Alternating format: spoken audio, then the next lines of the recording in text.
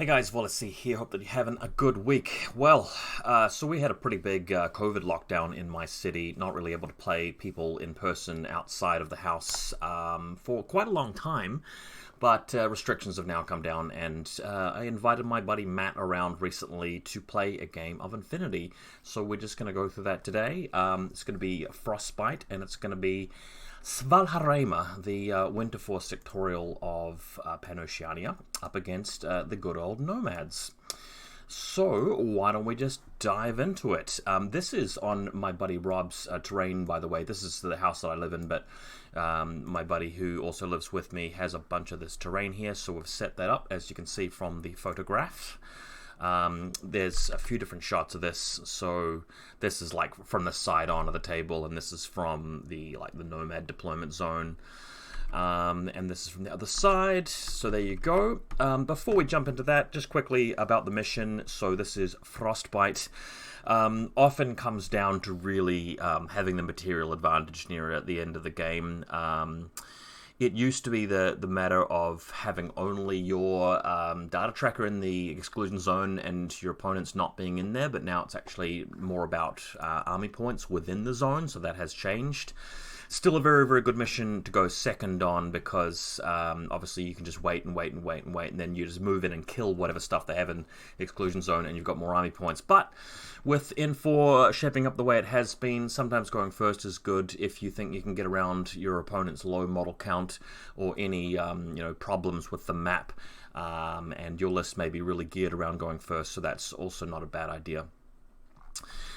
Snow trackers do give you an additional order as far as I'm concerned, but they don't actually play any other role in the scenario as far as I can see, and me and my opponent both agreed not to use any of the ridiculously stupid and garbage ITS rules like Blizzard, Bike Recon, that kind of thing. We just dispense with that rubbish, and we just play a stock standard game of Frostbyte. So, let's take a look at the lists. I am playing this one here, and recently we have seen these new profiles come out, such as the Beast Hunter and the Diggers. I'll be addressing the new profiles in a different video, probably a very salty video, but that's just how we roll. Look out for that in the near future. So this is not normally the SWF list that I run, but I have dispensed with something just so I can afford a Beast Hunter. Anytime you can take a Beast Hunter or a Digger, you generally want to. But anyway, let me tell you about how I play SWF. So, I'm kind of a fan of the Knight of Justice. This guy is very, very tough, so you can sit him in that back position, standing up, armor 5 plus cover, and his BS14 starts to become a bit egregious, and they sort of have to take a risk to take him down. Then for the active turn, you've got the Kahu. For those of you guys who are not too familiar with SWF, I did a pretty good video a while back. I think it was one of those let's build some lists episodes where I went through SWF, so do check that out. Idea here is, though, that you've got a pretty defensive link team structured around the Knight of Justice, and then for active turn stuff, the Kahu beats up a lot of the things that they may put up on ARO duty. You need stuff to attack them in case they decide not to give you any of those targets, so the Noken is something that I like for that. By the way, I mean, one reason why I'm even bothering to play SWF in the first place is that a buddy of mine sold me the Pano half of the Operation Keldstrom box for like $50, which is not really much in my currency. So I did decide to pick that up, and that's one of the reasons why I'm playing these guys. But it's sort of like play the models that you have. And even if I didn't have these models, I probably would proxy some of these. Noken's kind of decent. One eyebrow raiser that you guys might not be expecting is the Knight Hospitaliers in here. I think they make a good, honest Harris team here, because they can move Agnes up the board. She is a very cheap way of letting them be a Harris, so you don't have to spend the additional cost on another Knight in there. There's a pretty good argument for just turning this HMG Knight into another Kahu. There's an extremely good, rationale behind that. But I want to run the HMG. I've got the model for it. He looks cool. He's better in close combat than the Kahu. and sometimes it's better just to roll 5 straight dice rather than having the 4 dice from the Kahu. So I don't mind it. As long as you've already got 1 Kahu in the list, you can use the Kahu for most of the jobs, then the Knight sometimes will do a better job if you need specifically just the extra burst from the HMG and the stock standard BS14 rather than 13. Boarding shotgun is the cheapest you can get in this Lincoln, probably the optimal one as well. You can also sub them out for something else, like, I don't know, any of these other people at wildcards, like Shona Carano, what's his name, Gunnar Lundmark. There's a whole bunch of people you can put in that team. But the Knight is just he's the cheapest way to go, and a boarding shotgun is just so useful and honest when you've already got the other kinds of guns.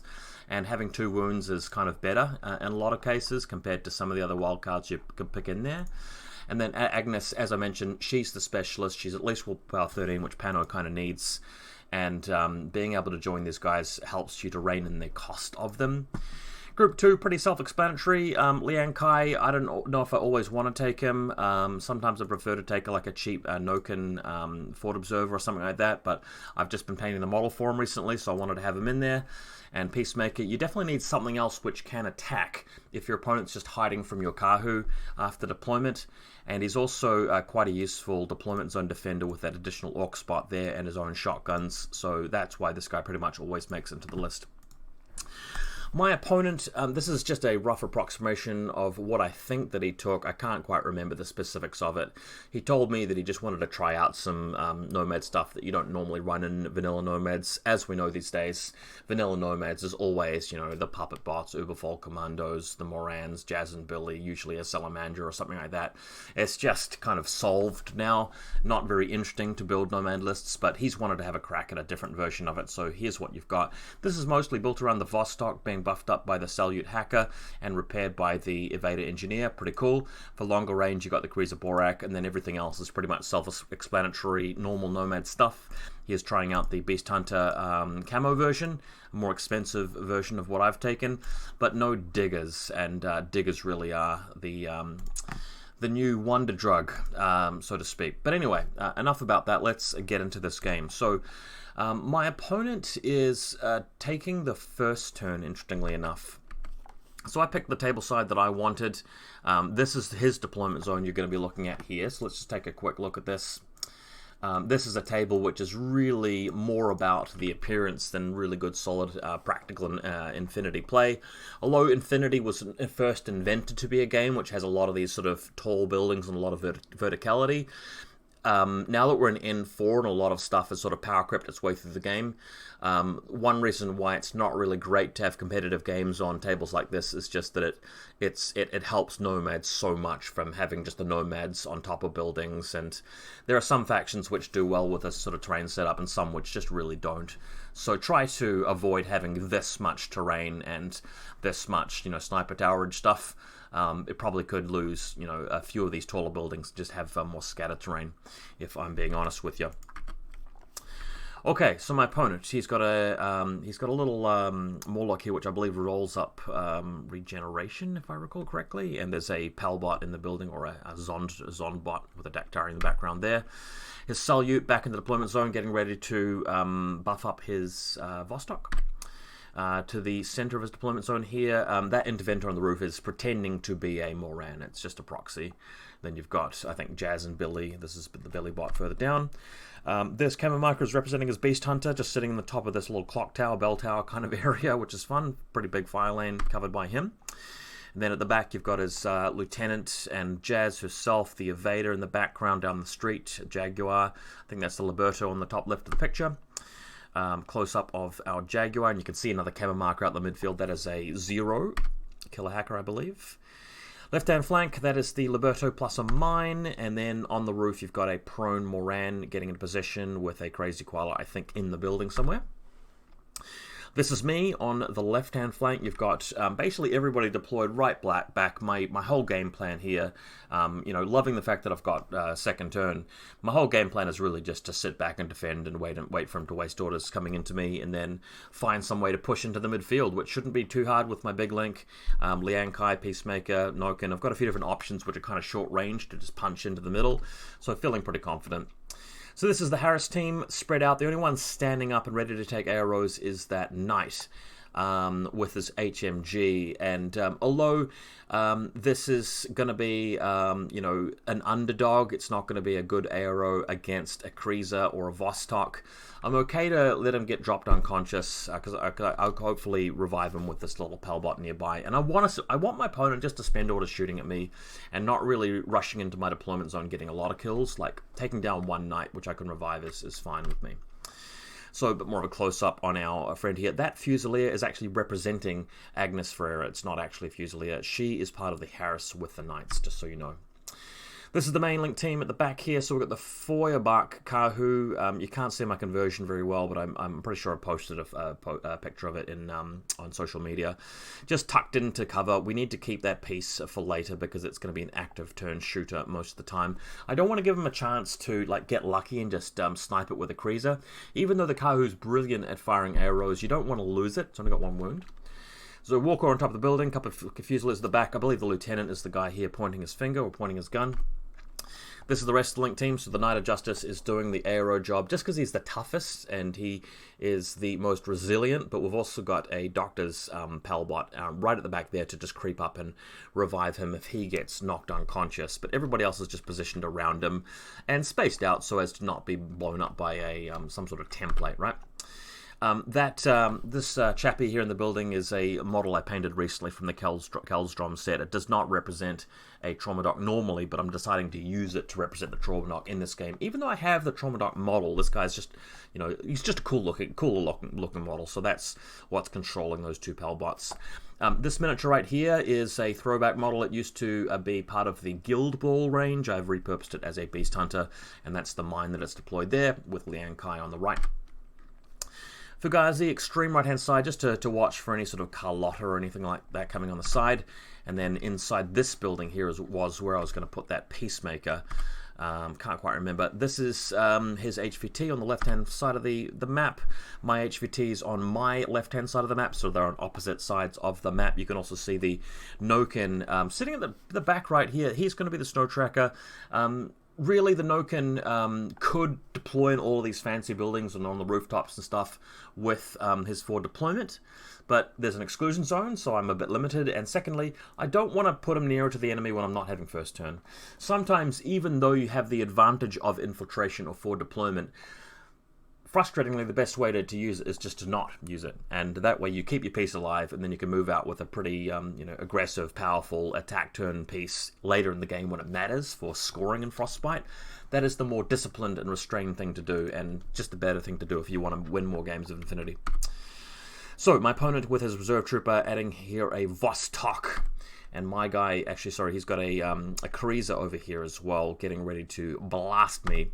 And my reserve trooper is the Peacemaker. The only place I could find here is just right at the back, right flank, just hanging out. Again, he has the advantage of being able to forward deploy, but I'm not even using that ability just because I just don't want to give my opponent any juicy targets to kill that are easy to kill. I want him attacking my knight with the HMG. I want him attacking my knight with a missile launcher. Those models can just guts into cover, go unconscious, get revived, and then, you know, I can just tough out the rest of the game until I win, basically. And that's, you know, boring game plan, but it works. That's just the Infinity we play sometimes. If your opponent doesn't come at you with a really good, bold, aggressive Alpha Strike. So there's the data pack is actually going on Agnes Ferreira.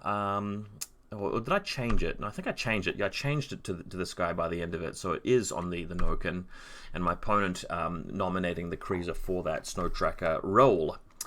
Okay, so start of the game, that camo marker you see in the midfield is being moved by his initial orders just into the initial middle console, which does manage to light it up successfully. Being a zero killer hacker, it does get the job done, and that is going to warm up his deployment zone so that he doesn't lose all of his models to the cold at the end of the game. Vostok now moving up through the middle of the table with orders spent on it and just crawling and crawling and creeping and crawling. And you can see what the target is here. I'm just going to grab my pen. Or is my Windows 10 freezing here? No, we're good. Okay. So this is a Vostok, and this is a Knight of Hospitals. and that is the killer hacker that's just picked up this objective here. So the Vostok could sort of go into the alleyway here and come around, but the problem with doing that is it's going to have to take on my Beast Hunter and my Knight of Justice and my Knight Hospitalia, and he just doesn't want to do that with the Vostok. So he's going to try and find a way of climbing up the building, because the Vostok has climbing plus, and this map specifically actually works out to be quite good for the Vostok, right? Now, it's been so long since I've done a bat rep, I've just forgotten like the most efficient way of actually looking through this. Let me just see if I can find that photo again. Okay, alrighty. So what he's doing is he's just trying to find a way in here. So I'll try this again. If I go to draw, I'll pick up green. This is the Vostok here, and this is my deployment zone, which we can see. The Knight of Justice missile launcher can shoot around there, so that's not going to hit the Vostok. The Beast Hunter, though, has a bit of an angle across here, so that is something I've set up to sort of slow the Vostok down. But if he climbs from his position on the building, he can see over this bit of terrain here, which is going to allow him the elevation to shoot through and actually hit my Knight with HMG. So, can we get out of this? I forget what to do. Do you close the whole thing? Okay, there we go, that's what you do. Alright, so you can sort of see my positioning here, just taking a photo of the angle, but this guy is not coming under attack currently. I think the reason I was taking a couple of photos is because my opponent was talking about attacking my troops here. Actually, no, why am I wounded? I think he's attacked me with... yeah, I think initially he attacks with the Vostok or the Kriza or something like that, and does in fact inflict a wound on the Knight of Justice. And this is a bit of a ballsy play because he does risk a little bit. So this Knight is wounded and drops prone, as you can see from this attack. So yeah, this is a moment in the game where I believe the Vostok does attack the Justice guy first, knocks him prone effectively, and then we come to the further attack here. We're seeing a photo of the Salyut because my opponent forgot to use the Salyut early in the turn to give himself assisted fire. So, silly enough, he shoots without it, then he remembers it, so spends an order on this guy, and now we have the Vostok resuming with assisted fire. And you can sort of see the angle that the Beast Hunter will be able to take past there, and decides not to take that shot initially. So, what we're seeing here, or maybe he did take the shot and I might have just dodged or gutsed back into cover. Either way, we do reach the point of the game where the Vostok is actually moving up using the elevation to take on the Knight, as you can see on the top right of the picture. And he does make it up there. He does have assisted fire. He does get some shots off.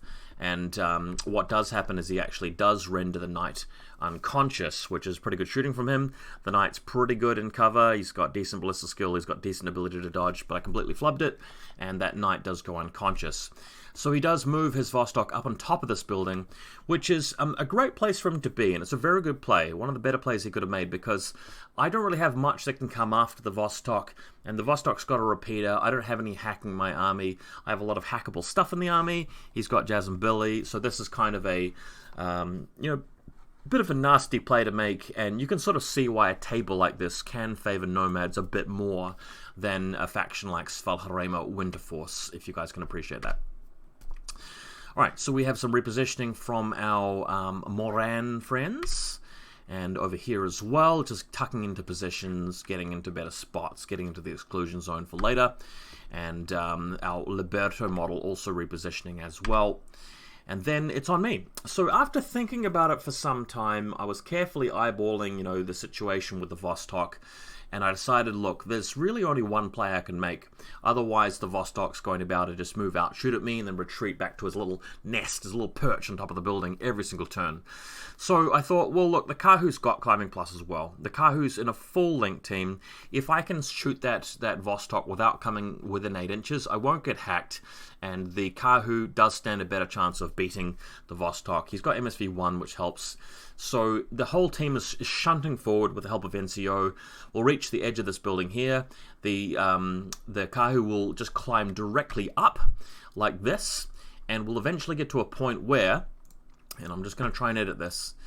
So the everybody else is just standing on ground level. The Kahu is climbing directly up the building using Climbing Plus. At some point, he's just going to tip right around to the edge here and see that Vostok. There is also a Beast Hunter over here, but, and I appreciate this is difficult to tell from the photo, there's a billboard blocking part of his line of sight. So if I come too far up the building, I'll take on a Beast Hunter as well, but if I stay reasonably low here, I get a shot onto the Vostok. The Vostok won't have cover. I won't have cover either because he's got assisted fire, but the thing is, he'll be just firing, you know, on a like a 0 range band thing with -3 for mimetism, and I'll be against him -3 for mimetism as well, because my MSV1 will take his Mim6 down to 3, and then I've got, of course, the double action Feuerbach with +1 burst and the Link team. So it's a risk. Like, if the Vostok shoots me, I'm just hanging off as a corpse in the side of the building somehow, and I'd have to like fire at him with like a med kit or something to revive him. I don't know what I'd do, and that Vostok would be very hard to kill. But again, it's like 4 dice from me on something like 13s, 4 dice and 13s, and for him it's like 1 dice on 10. So pretty good odds for me to kill him, and in fact the Kahu does kill him, thankfully. So we can move on. So it's a solid play, right? It's a solid play, but like anything Infinity, it's going to make me look pretty stupid if it doesn't work. And you know, it seems like I'm the dumbass player that doesn't know what I'm doing when my army just gets rolled after this, which is kind of a shame because there needs to be a little bit more in the game which mitigates luck, but it's just not the game we play. So there's the Kahu poking out, blasting that Vostok, and we can move on. So mission accomplished. Everybody moves back down to ground level. Well, the Kahu moves back down to ground level. Everybody else was on ground level. And the only thing that I could really think of to do here is just to retreat and just, you know, wait out another turn, because my opponent has the clock ticking on him. Because of the scenario, unless he can make something happen before turn 3, I can use my turn 3 to simply push into the middle of the table, kill everything he's got, and just make sure I've got more points than him, which should be easy. So everybody's just moving back, and they just, like, they take up the exact same positions that they were in at the start of the turn, because there's enough orders to do that. At some point we did, I believe, take on his Beast Hunter here as well. So the Beast Hunter does react and try and deal with me. I think this is a mistake, to be honest. Beast Hunter versus Kahu's not great. I think he should have just kept the Beast Hunter there, but he does try and reveal and go for it, and the Beast Hunter is blapped. He is destroyed by that Kahu, as we can all expect to happen. Alright, so back at the end of Pano turn 1, or Svalarheima turn 1, we have everybody resuming their same positions. The Knight of Justice is stood back up here, and my opponent doesn't have a Vostok. Or, I should say the Vostok is unconscious. There are various ways to revive the Vostok, as we'll see later. So, so I've been reasonably kind of lucky well, I've avoided any, you know, drastic mishaps so far. But now what happens is that the Trauma Doc activates the Pelbot, which comes over to touch this Knight Hospitalia with HMG. 60% chance to revive him, that fails. So I spend a command token. I've got another, like, 3. I've got 3 command tokens total. First command token fails, second one fails, and the third one fails. The Knight is wiped out. So I've now lost all of my command tokens, and I've you know, spent the order and lost the order, and I've now lost the Knight. So 60% chance to revive, 60% chance to, you know, try again, 60% chance to try again, 60% chance to try again. Very, very unlucky for this to happen. Having said that, this isn't the hugest blow in the world. He already was unconscious. I'm now losing him. It's a shame, but I'd rather get lucky on stuff like the Kahu versus the Vostok and other face-to-face rolls, which we'll see later, as opposed to this. I mean, this is shockingly unlucky. It happens. But the thing I want you guys to take away from this is that you can't feel too sad about this because it's not as impactful. The really crucial face-to-face rolls where it's really anybody's game, and you get lucky in those ones, those are the ones to really be counting as blessings. Alright, so Beast Hunter moving to the middle of the table. We're going after the Zero Killer Hacker. She moves right through here. The Zero opts to lay down a mine, so I just flamethrower him. And then over here I move into close combat with him and kill him that way, and somehow the mine goes off and I think renders her not unconscious. I think she does like tank the mine somehow, so this is a lucky Beast Hunter. As we were saying before, you know, I did get unlucky with that Pelbot and the Trauma Doc, but getting little wins like this are actually quite meaningful as well. Noken moving through from my deployment zone to a spot closer to the middle of the table. Now that I know that he's got nothing that can really take me out, that nothing can creep up on me here, he's already put 15 models on the board. I'm not expecting Carlotta, I'm not expecting a Spectre, so he's going to Suppression Fire. And the plan is just to get ready to just camp that mid-exclusion zone in the end of the game. Because he's the Snow Tracker, he's not going to die from the cold, and he's going to plant his points in the zone and have that Spitfire ready to blast anybody who is also trying to contest it, right? Alright, so my opponent, having a look here, he's got 7 regulars, 1 irregular, 3 regulars, 1 irregular, and he's going to go into his turn 2. So, Moran standing up here. This guy was prone. He's now getting up. The Beast Hunter is in the middle of the table over here, and he's just trying to take out that Beast Hunter with his combi rifle. So, Beast Hunter successfully dodges backwards down the alleyway, having murderized that 0. So, Beast Hunter doing quite well, I should say. Now he's moving forward with his Evader from the shadows. You can't see it very well, but quite a dull lighting here on the bottom left for this Evader. Trying to take on the Beast Hunter up the top here. And of course, AP Spitfire with the Evader does get through and nails this guy completely, goes unconscious. Now, what the Evader is going to be trying to do is trying to go after the Vostok, because the Evader has Climbing Plus as well. And my opponent didn't know that he was going to be playing on such a elevated skyscraper-ish table, but he was, and this is just the perfect team for the job, I should say, unless if it wasn't for the Knight of Justice being able to actually see the point where he actually gets over top here. Now, my opponent kind of counting on not being seen, or at least being able to be in the good range band of that Knight of Justice. But, of course, what happens is that he comes over the top here, and we see this rather crucial face-to-face roll here between the Evader and the Knight of Justice here. And for him, I mean, he wants to be within 24 inches here. So for me, it's 0 range and -3 for the cover. But, I mean, this guy's effectively a BS-17 model, and then you apply the mods. So it's not great. Also, the template of the missile is in danger of clipping that Vostok, and that kind of renders the whole mission here invalid, because if the missiles are clipping the Vostok, there's going to be nothing left to repair. This play is still, I mean, I think it's kind of reasonable if you're losing, because you can, you have a chance to knock this guy unconscious, breaks the link team. I've run out of command tokens because of my unlucky Palbot, so if you do knock that knight unconscious, you've got a game, and then of course if you can repair that Vostok, the Vostok's got its repeater, and this gives Nomads a chance of winning. But look, that's not what happens. The Knight of Justice does blow this guy away, just absolutely thrashes him, and cleans up the Vostok in the process, because it turns out that the template is just barely in range of the Vostok. So that is the Evader eliminated, and the Vostok evaporated as well. Kaboom! Knight of Justice for the win, and that pretty much seals the game. So we'll go through it real quick.